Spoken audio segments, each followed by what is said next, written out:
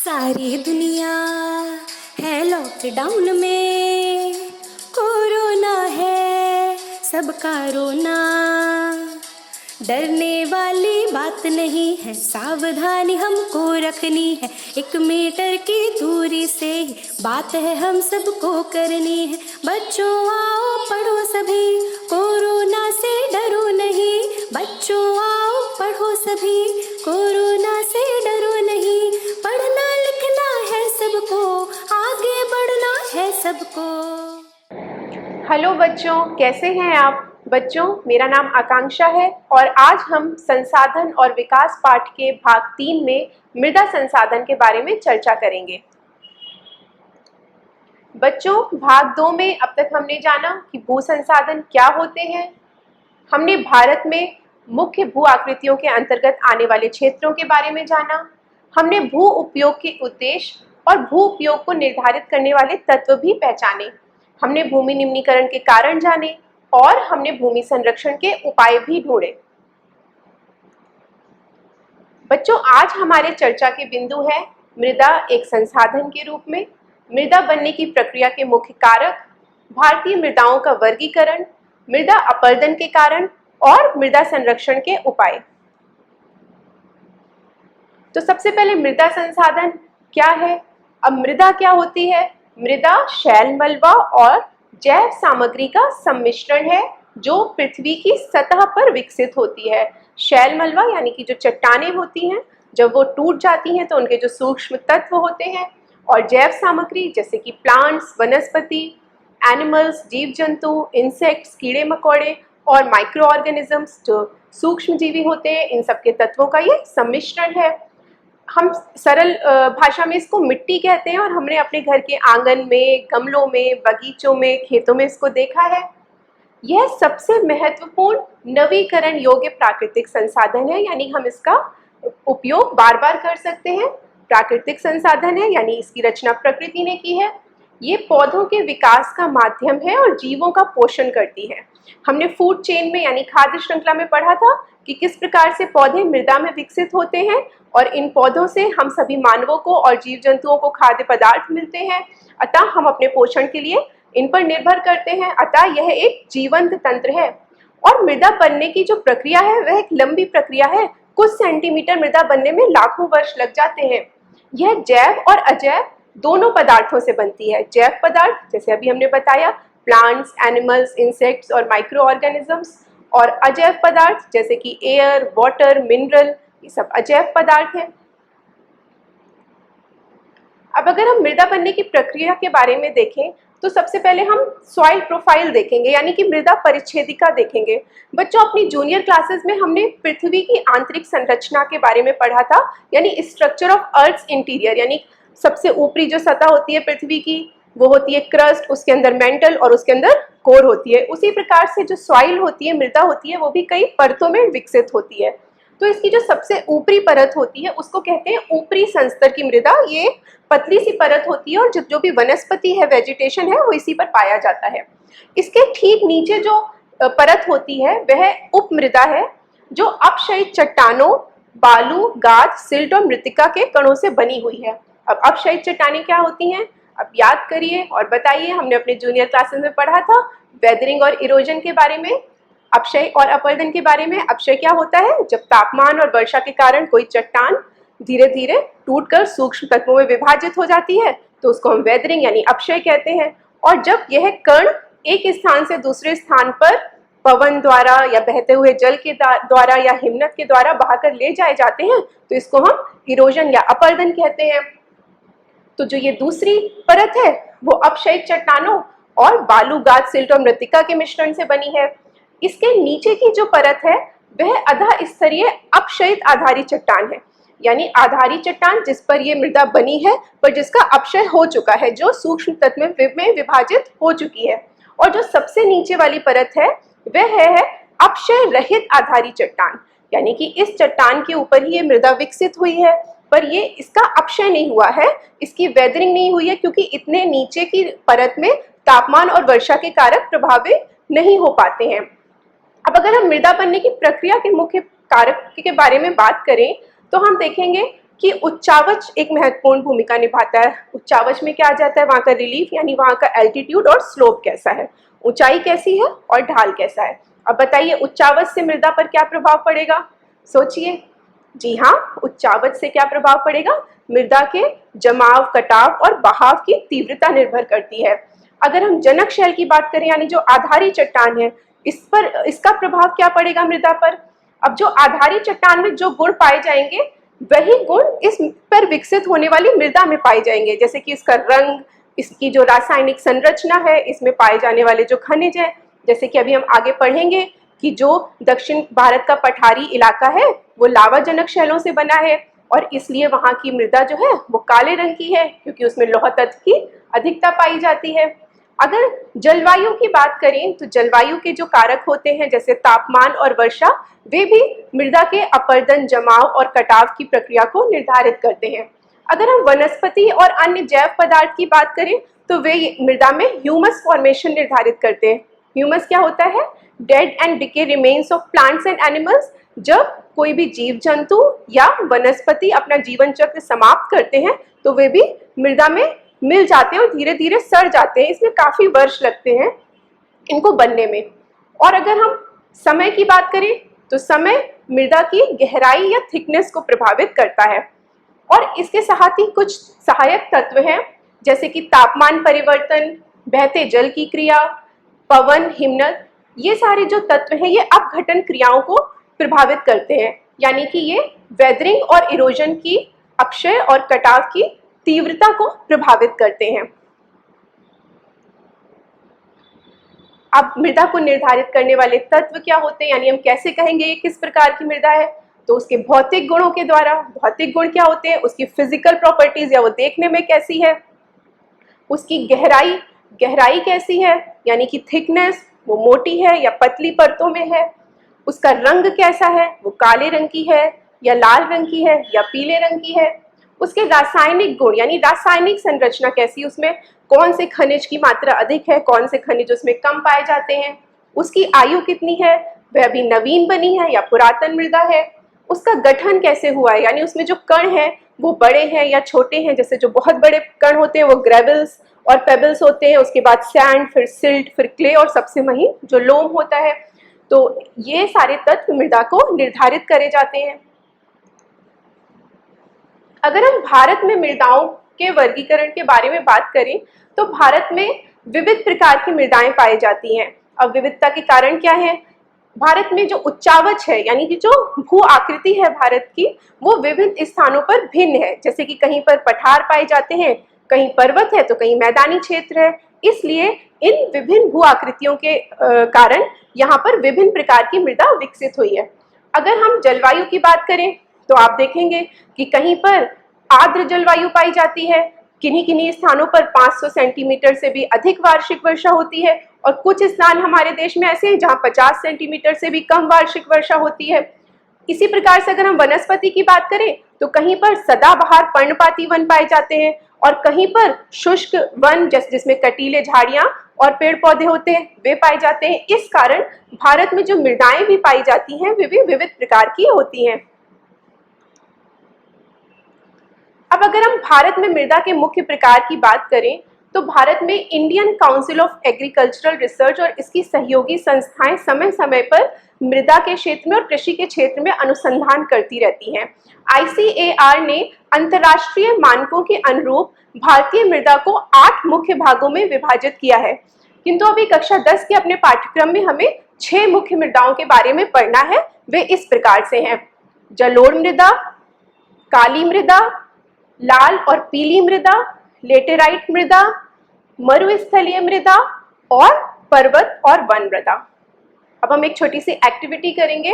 यहाँ पर आपके पास 2 मानचित्र दिए हुए हैं, इन मानचित्रों को ध्यान से देखिए। पहला है भारत का उच्चावच का जो आप क्लास 9 में पढ़ चुके हैं और ये है भारत के मृदा के मुख्य प्रकार। अब मैं आपसे कुछ प्रश्न पूछूंगी।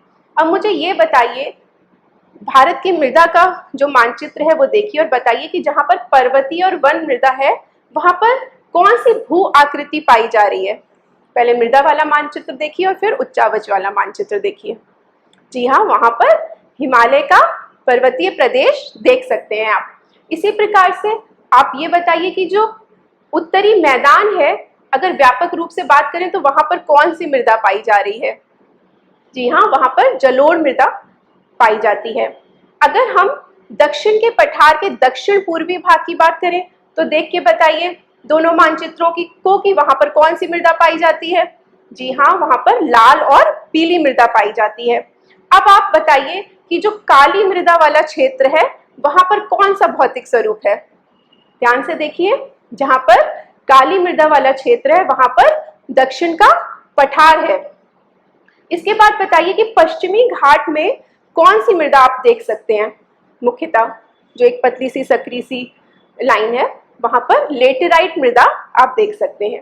इसी प्रकार से बताइए कि थार का मरुस्थल जो है वहां पर किस प्रकार की मृदा पाई जाती है? जी हाँ, वहां पर शुष्क मृदा या मरुस्थलीय मृदा पाई जाती है। तो बच्चों, अब हम इन मृदाओं के बारे में विस्तार से चर्चा करेंगे। सबसे पहले हम जलोढ़ मृदा के बारे में चर्चा करेंगे। जलोढ़ मृदा, जैसा कि अभी हमने देखा, ये उत्तरी मैदान में स्थित है और एक सक्रिय गलियारे से गुजरात और राजस्थान के कुछ भागों तक पाई जाती है और दक्षिण में महानदी, गोदावरी, कृष्णा, कावेरी नदियों के डेल्टा के पास भी ये पाई जाती है। इसका निर्माण कैसे हुआ है? ये नदियों द्वारा लाए गए निक्षेपों से बनी है, जो नदियां अपने साथ अवसाद लेकर आती हैं। इसकी विशेषताएं ये हैं कि इसमें रेत, सिल्ट और मृत्तिका की यानी महीन कण जो होते हैं उसकी मात्रा पाई जाती है। जब नदी के मुहाने से घाटी में ऊपर की ओर जाते हैं तो कणों का आकार बढ़ता जाता है। अब आपने स्टेजेस ऑफ रिवर पढ़ा था, यूथफुल स्टेज, मैच्योर स्टेज और ओल्ड स्टेज, यानी जब नदी अपनी युवावस्था में होती है तो वो वहां से ग्रेवल्स, पेबल्स, स्टोन्स लेकर आती है और फिर वो मिडिल स्टेज में जैसे जैसे उसका स्लोप कम होता है वो पहले क्या करती है, बड़े बड़े जो पत्थर होते हैं उनको डिपॉजिट करना, उन अवसादों को जमा करती है। फिर जैसे जैसे उसका ढाल कम होता है वो महीन अवसादों को जमा करती है और जब वो अपने मुहाने पर यानी एकदम समुद्र से मिलने वाली होती है तब जो कण होते हैं वो सबसे ज्यादा महीन कण जो होते हैं वो वहां पर जमा करती है। तो इसलिए नदी के मुहाने से घाटी की ओर अगर आप बढ़ेंगे तो जो कणों का आकार है वो धीरे धीरे बढ़ता जाएगा। द्वार, चो और तराई क्षेत्र में ढाल भंग के पास मोटे कण वाली मृदा पाई जाती हैं।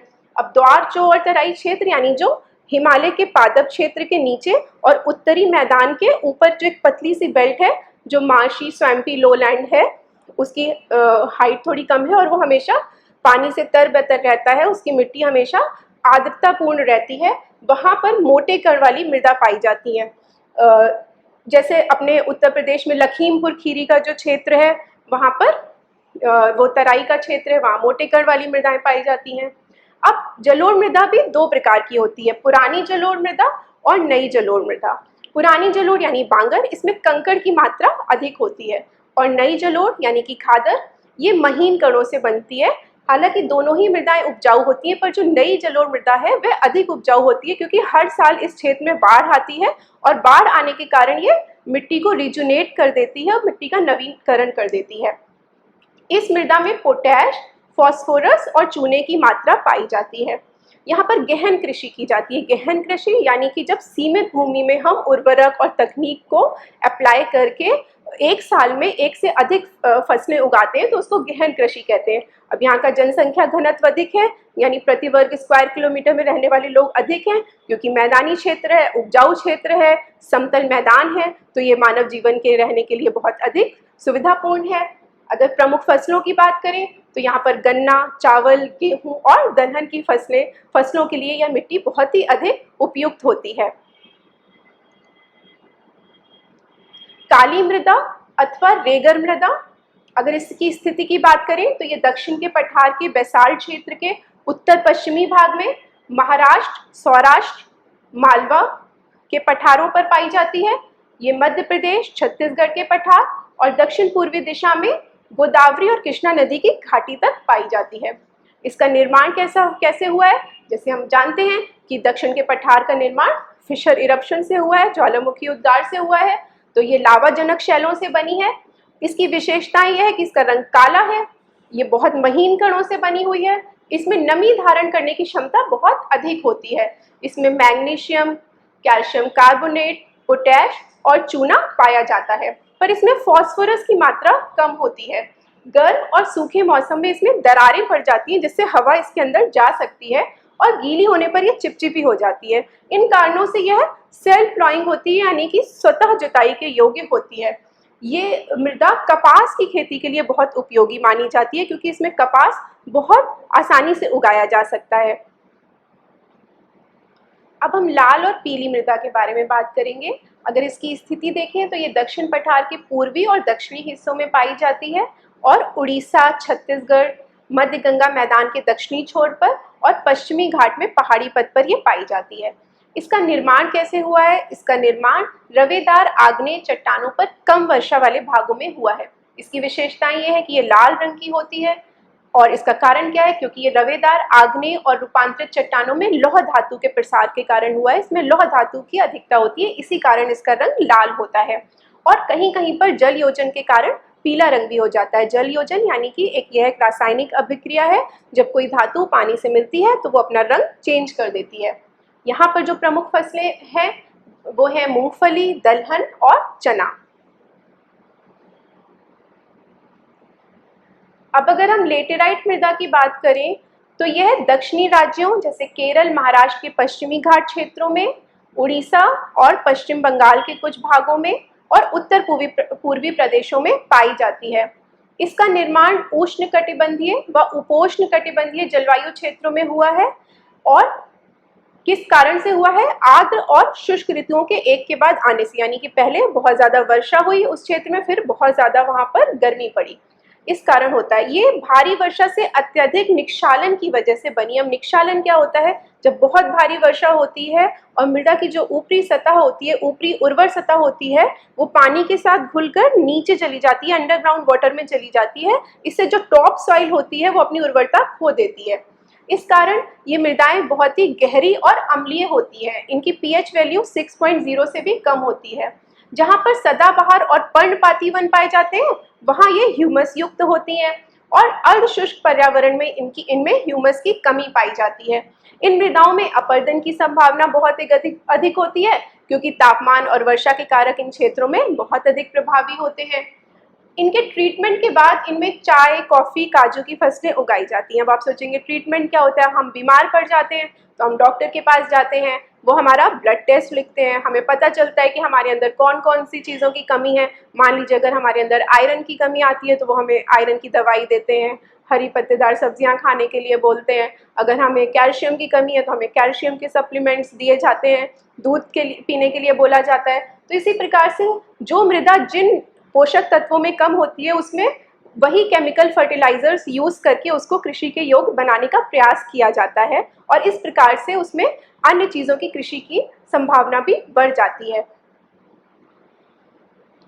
अब मरुस्थलीय मृदा की बात करें तो जैसे कि नाम से ही स्पष्ट है कि ये कहाँ पर पाई जाती है? पश्चिमी राजस्थान में, जहाँ पर थार का मरुस्थल है वहां पर पाई जाती है। इसका निर्माण कैसे हुआ है? शुष्क जलवायु और उच्च तापमान के कारण यहाँ पर जल वाष्पन दर अधिक, यानी जब सूर्य की किरणें पड़ती हैं तो मिट्टी में से जो पानी होता है वो उड़ जाता है। इस कारण ये मिट्टी बहुत शुष्क हो जाती है। इसकी विशेषताएं यह है कि इसका रंग लाल और भूरा होता है। ये रेतीय और लवणीय होती हैं। इतने ज़्यादा सॉल्ट्स होते हैं कि कहीं कहीं पर इसको सुखा के खाने वाला नमक भी इस मृदा से बनाया जाता है। इसमें ह्यूमस, नाइट्रोजन और नमी की मात्रा कम होती है। नीचे की परतों में चूने के कंकड़ की सतह पाई जाती है, जिस कारण अंतःस्यंदन जो होता है वो अवरुद्ध हो जाता है, यानी इनफिल्ट्रेशन रुक जाता है। जहां पर कंकड़ की सतह होती है उसके नीचे पानी नहीं जा पाता, एब्जॉर्ब नहीं हो पाता, और इस कारण ये मिट्टियां सूखी रह जाती हैं और कृषि को सपोर्ट नहीं कर पाती हैं। यहाँ पर मुख्यतः मोटे अनाज उगाए जाते हैं, पर कुछ डिस्ट्रिक्ट्स ऐसे हैं राजस्थान में, जैसे कि श्री गंगानगर डिस्ट्रिक्ट है, वहाँ पर इंदिरा गांधी कैनाल के बनने के बाद वृहद स्तर पर गेहूं, कपास और कई खाद्यान्नों की खेती की जा रही है। अब अगली मृदा है पर्वत और वन मृदा। ये पहाड़ी और पर्वतीय क्षेत्रों में पाई जाती है।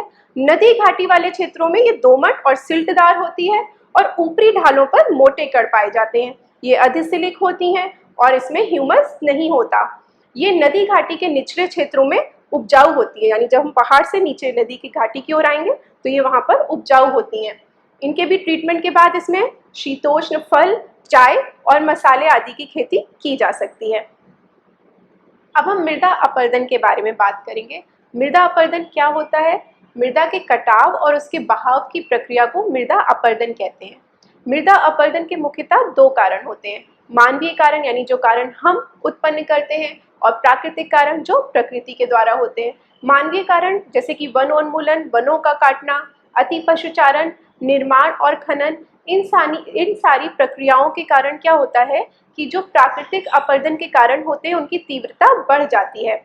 और कुछ कृषि के गलत तरीकों, अब कृषि के गलत तरीकों जैसे हमने भू संसाधन वाले पार्ट में बात करी थी ना, कि किस तरह से अधिक सिंचाई से, जलाक्रांतता से मिट्टी में लवणीयता और क्षारीयता बढ़ जाती है। हम केमिकल फर्टिलाइजर्स का, रासायनिक फर्टिलाइजर्स का बहुत अधिक उपयोग करते हैं, उससे भी मिट्टी की गुणवत्ता कम होती है। हम एक ही फसल को बार बार उगाते रहते हैं, इन सारी चीज़ों से भी मिट्टी की जो गुणवत्ता होती है वो प्रभावित होती है। अब प्राकृतिक कारण देखें तो पवन, हिमनद और जल, ये जो तीनों कारक हैं ये सतत प्रवाही होते हैं, ये हमेशा मृदा का अपरदन और जमाव करते रहते हैं। पर अगर मानवीय कारण जो जैसे वनोन्मूलन, अति पशुचारण, निर्माण और खनन, इन सारी प्रक्रियाओं को अगर हम बहुत बढ़ावा देते हैं तो इससे ये प्राकृतिक कारण जो होते हैं वो बलशाली हो जाते हैं और मृदा के अपरदन की जो तीव्रता होती है, गति होती है, वो बढ़ जाती है। अब अगर हम मृदा अपरदन के कुछ उदाहरण देखें तो है उत्खात भूमि यानी बैडलैंड। ये क्या होता है? जब बहता हुआ जल मृत्तिका युक्त मृदाओं में यानी महीन मृदाओं को काटते हुए गहरी वाहिकाएं बनाता है, गहरे गहरे नाले बना देता है, जिन्हें अवनलिकाएं कहते हैं। ऐसी भूमि जोतने के योग्य नहीं रहती और इसे उत्खात भूमि या बैडलैंड कहते हैं। चंबल बेसिन में जैसे राजस्थान, मध्य प्रदेश और उत्तर प्रदेश के कुछ भागों में ये पाए जाते हैं। और अगर हम उत्तर प्रदेश की बात करें तो बुंदेलखंड के पठार के कुछ क्षेत्र जो उत्तर प्रदेश में आते हैं, जैसे कि डिस्ट्रिक्ट जालौन में यमुना नदी भी रवाइंस बनाती है। इस कारण वहाँ की भूमि खेती के योग्य नहीं रह गई है।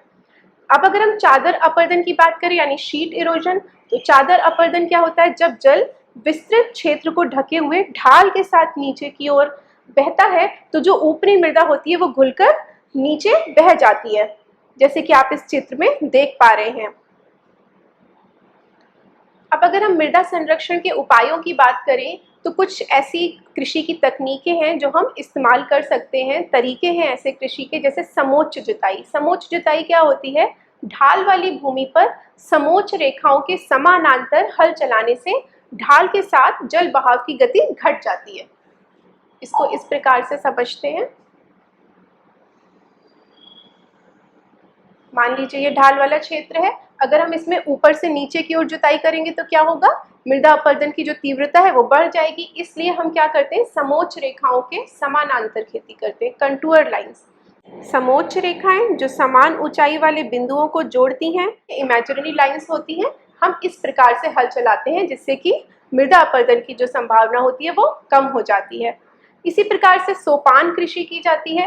पहाड़ियों पर सोपान बनाकर, जैसे कि पश्चिमी और मध्य हिमालय में ऐसे होता है। आपने जब ट्रैवलिंग की होगी पहाड़ी क्षेत्रों में तो आपने देखा होगा। मान लीजिए ये पहाड़ का ढाल है, यदि आप इसमें इस प्रकार से जुताई या खेती करेंगे तो मृदा अपरदन की संभावना बढ़ जाएगी। इसलिए हम क्या करते हैं? पहाड़ी क्षेत्रों में हम इस प्रकार से सोपान बना देते हैं, इससे भी मृदा अपरदन कम हो जाता है। रक्षक मेखला यानी शेल्टर बेल्ट, हम इसके बारे में पहले भी बात कर चुके हैं। जैसा कि आप इस चित्र में देख पा रहे हैं कि खेतों के किनारे पेड़ों की बाउंड्री वॉल जैसी बना दी जाती है। इससे पवन की जो गति है वो कम हो जाती है, पवन द्वारा मृदा का अपरदन कम हो जाता है। अब पट्टी कृषि क्या होती है? यह भी पवन द्वारा जनित बल को कमजोर करने के लिए की जाती है। इसमें क्या करते हैं?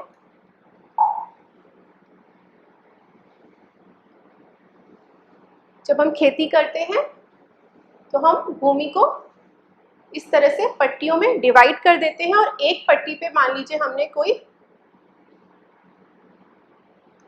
और फसल उगाते हैं और एक पट्टी पे हम कोई और फसल उगाते हैं।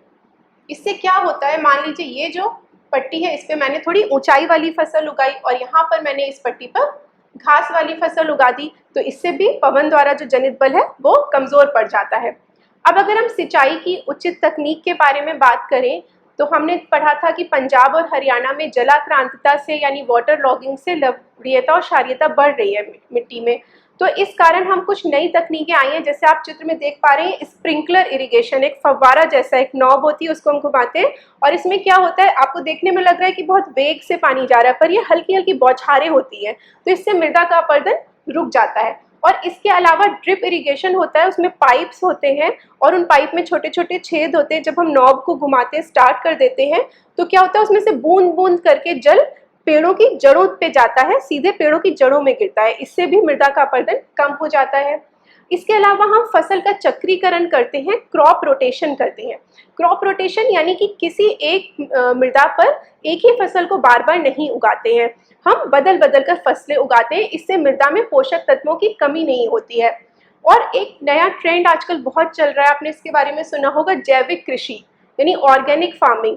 तो जैविक कृषि क्या होती है, ये इस प्रकार की कृषि होती है जिसमें उत्पादन से लेके पैकेजिंग तक हम ये कोशिश करते हैं कि अधिक से अधिक जैविक पदार्थों का ही प्रयोग हो। जैसे कि अगर खाद हमें प्रयोग करनी है तो हम जैविक खाद का इस्तेमाल करेंगे, हम कृषि के ऐसी तकनीकें इस्तेमाल करेंगे जिससे मृदा का अपरदन ना हो, जैसे ड्रिप इरिगेशन, स्प्रिंकलर इरिगेशन। इसलिए ये सारे ट्रेंड्स आजकल बहुत बढ़ रहे हैं। बच्चों, क्लास 11th में अगर आप ज्योग्राफी विषय ऑप्ट करेंगे, और मुझे आशा है आप में से कई बच्चे ज्योग्राफी विषय लेंगे क्योंकि ये बहुत इंटरेस्टिंग सब्जेक्ट है, तब आप इन सारे टॉपिक्स और कॉन्सेप्ट्स के बारे में विस्तार से अध्ययन कर पाएंगे।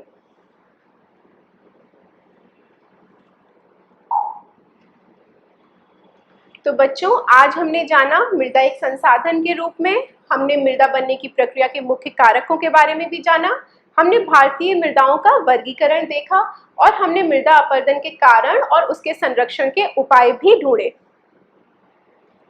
अब एक एक्टिविटी है जो आपको घर में करनी है, आपको कुछ प्रश्नों के उत्तर देने हैं। पहला तो ये कि निम्नलिखित में से किस प्रांत में सीढ़ीदार यानी सोपानी खेती की जाती है, पंजाब, उत्तर प्रदेश, हरियाणा या उत्तराखंड। अब आप सोचिए कि कहाँ पर सोपानी खेती की जाती होगी। दूसरा प्रश्न है, भारत के 3 राज्यों का नाम लिखिए जहां काली मृदा पाई जाती है और इस मृदा की प्रमुख विशेषताएं लिखिए। अगला प्रश्न है, पहाड़ी क्षेत्रों में मृदा अपरदन रोकने के उपायों का सचित्र वर्णन कीजिए, यानी आपको डायग्राम्स बनाकर बताना है कि कैसे आप पहाड़ी क्षेत्रों में मृदा अपरदन को रोक सकते हैं। इसके अतिरिक्त आपको एक मैप वर्क करना है, भारत के भौतिक मानचित्र पर जलोढ़ मृदा और वर्षा के निक्षालन से बनने वाली मृदा के क्षेत्र को अंकित करना है। ऑनलाइन अभ्यास, बच्चों, प्रस्तुत अध्याय के संबंध में अगर आपको कोई भी पाठ्य सामग्री चाहिए है तो आप मानव संसाधन विकास मंत्रालय द्वारा विकसित दीक्षा ऐप को अपने मोबाइल में डाउनलोड कर सकते हैं। ये ऐप आप गूगल प्ले स्टोर या iOS से डाउनलोड कर सकते हैं। अगर आपको किसी भी बिंदु पर कोई भी शंका रह गई है तो आप अपने विषय अध्यापक से व्हाट्सएप ई-लर्निंग द्वारा उसका समाधान प्राप्त कर सकते हैं। इसके अतिरिक्त अगर आप ये वीडियो देखना चाहते हैं तो आप उत्तर प्रदेश माध्यमिक शिक्षा विभाग के YouTube चैनल को सब्सक्राइब करके ये वीडियो देख सकते हैं। तो बच्चों, आशा है आपको आज की कक्षा रोचक लगी होगी। अगली कक्षा में हम फिर मिलेंगे, तब तक के लिए ऑल द बेस्ट।